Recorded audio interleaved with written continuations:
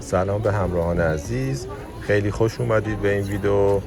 امروز که این ویدیو رو براتون میگیرم، خب توی ایران سال نو شده و خیلی از مردم ایران توی مسافرت هستن و همینطور که از جمعیت میبینید مسافران زیادی هم به شهر اصفهان اومدن و ما هم به شهر اصفهان اومدیم و در منطقه بازار هستیم که از حال هوای این روزهای سال نو آگاه بشیم.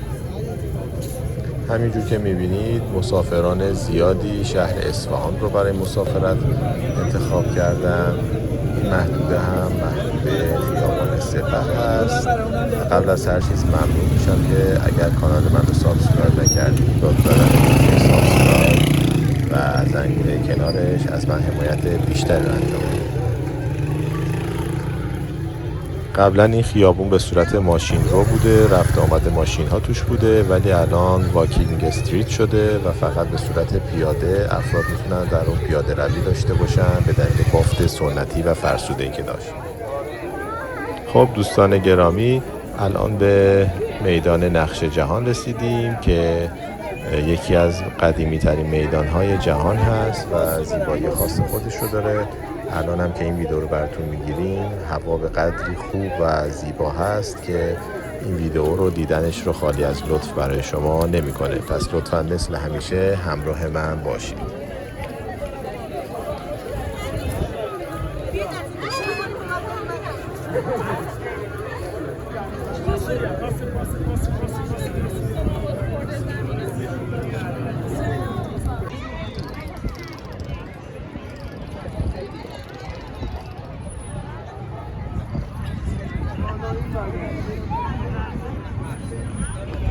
همین گوشه سبزه ولی